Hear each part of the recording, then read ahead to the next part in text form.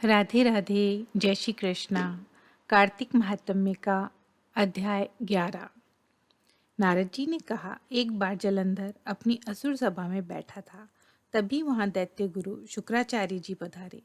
जलंधर ने आगे बढ़कर उनका सम्मान किया और पूजा के बाद उचित आसन दिया।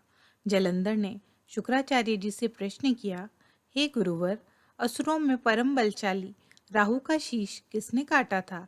यह बात मुझे विस्तार से जानने की इच्छा है। शुक्राचार्य ने उसे हिरण्यकश्यप, प्रहलाद और आदि दैत्यों के राजाओं के बारे में संक्षेप में बताकर अमृत मंथन की कथा सुनाई।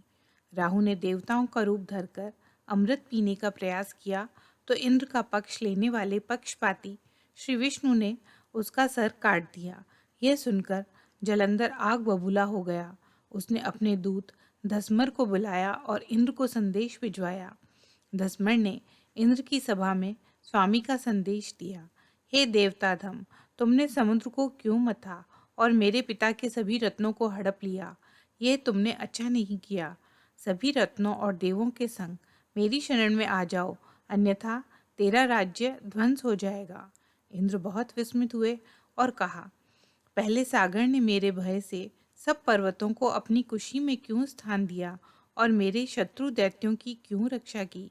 इसी कारण मैंने उनके सारे रत्न ले लिए हैं। मुझसे द्रोह रखने वाला कभी सुखी नहीं रह सकता। इंद्र का संदेश दूत ने जलंधर को जाकर सुना दिया।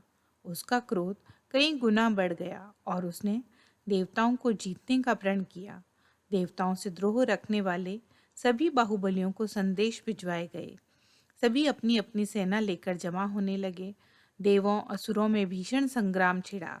जल्दी ही जलंधर ने इंद्र के नंदन कानन तक में अपनी सेना उतार दी। देवता भी मुकाबले के लिए आकर डटे।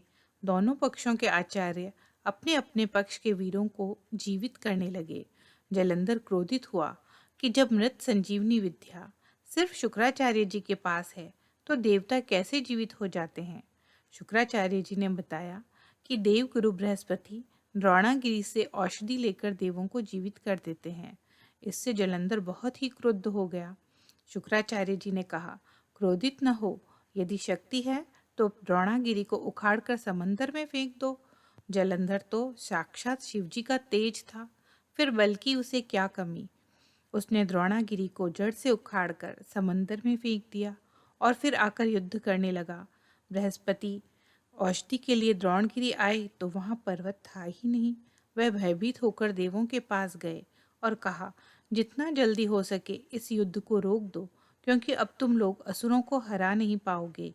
शुक्राचार्य जी असुरों को जीवित कर देंगे और अब मेरे पास औषधि है नहीं, अतः एक दिन सभी देवता नष्ट हो जाएंगे। इंद्र ने अभिमान में शिवजी का अपमान किया था। यह उसी मूर्खता का परिणाम है। यह सुनकर देवता मैदान छोड़कर भाग गए। सिंधुपुत्र निर्भय होकर अमरावती में प्रवेश कर गया और देवता इधर उधर छिपने का स्थान खोजने लगे। 11वां अध्याय समाप्त हुआ। जय श्री कृष्ण।